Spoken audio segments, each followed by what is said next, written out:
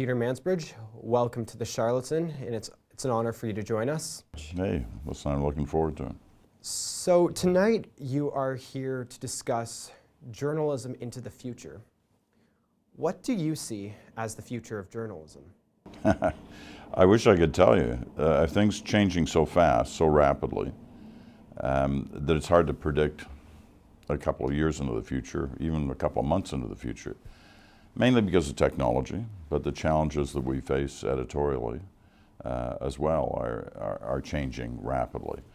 So when I talk about journalism and into the future, it's really trying to respond to some of the challenges that we have now. And they're considerable, and they strike to kind of the heart of what it is we do.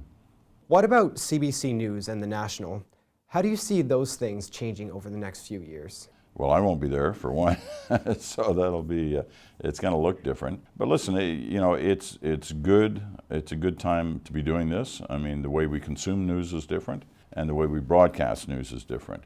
And me deciding on retiring from the National this summer gives the CBC that opportunity to really reinvent the show. And when I say reinvent it, we're not talking about a new set and new colors and new opening. We're really talking about getting to the heart of how we do news.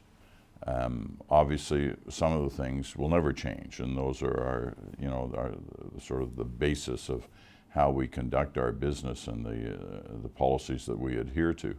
But how we deliver it on any number of different platforms and how those platforms integrate with each other has changed considerably, and we need to find the best way to move forward along those lines.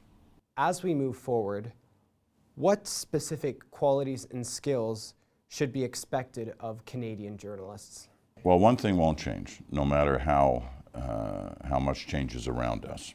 I mean, mainly what's changing around us is technology and our ability to do things a different way than we've done in the past. But also responding to the challenges that are in front of us from those who question the way we do our work. But what won't change, and the ability that is most needed on the part of good journalists, is the ability to tell stories. Sounds simple? It's not. Storytelling is still the fundamental quality you need in this business, whether you're in television or radio, print, online, what have you. The secret of storytelling, the ability to engage an audience with the story you have to tell, is still a fundamental need for good quality journalism.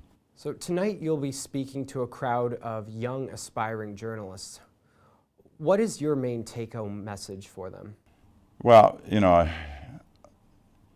you put it that way, it sounds like, well, there's a whole bunch of young people here who want my job or a job like mine. My message to them, understand the tools you have to work with. Be prepared to start small. Have a grand ambition. Want my job or major jobs within the news business. But be prepared to start small, and start small can mean anywhere. I mean, I started in a town of 1,000 people. Most of the journalists who I have the highest regard for are those who started in small communities and worked their way up. But what I want to try and get across tonight is the challenges that are in front of us as a profession, as opposed to just young people starting out. And they are considerable, and understanding what our role is within society. Our role is a fundamental one for any free society. Any working democracy is a free press. And there are reasons to feel that we are threatened in that role right now. And the best way to deal with that is to do quality work and not allow those who are constantly sort of at us to gain ground. I've heard you talk about how some of your most meaningful stories have been about ordinary people going through extraordinary circumstances. Why are these stories meaningful? Well, when you get into this business, you start to think, well, the neatest thing will be meeting these famous people, whether they're presidents or prime ministers or rock stars, sports stars, entertainment stars.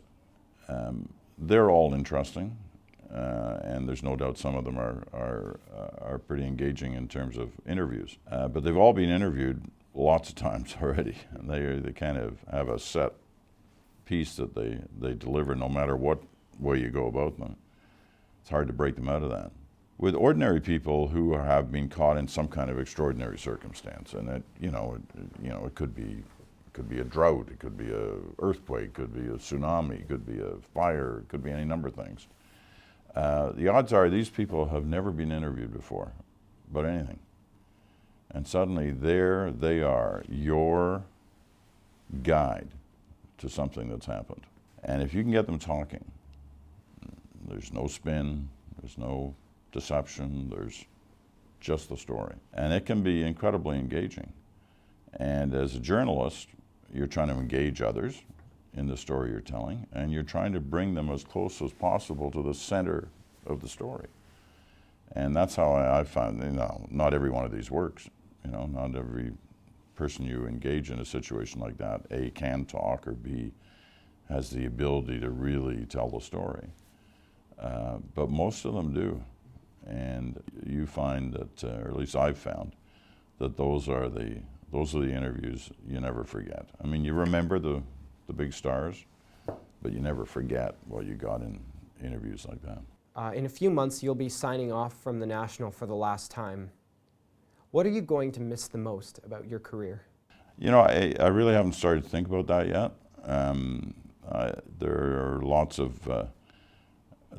things still ahead. I'm still going to be in the business. I'm probably going to be doing major network documentaries, not for the National, but for kind of my own show.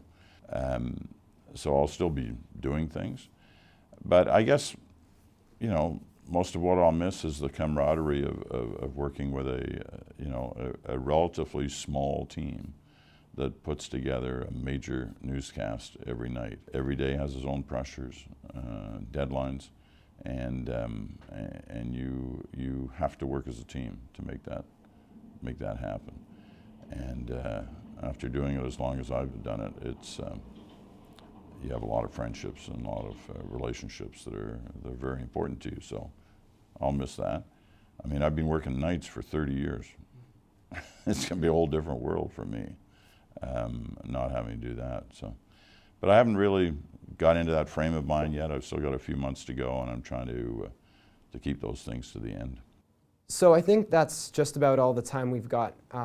Thank you very much, Mr. Mansbridge, for joining us here at the Charlatan. Well, thank you. It's been a treat.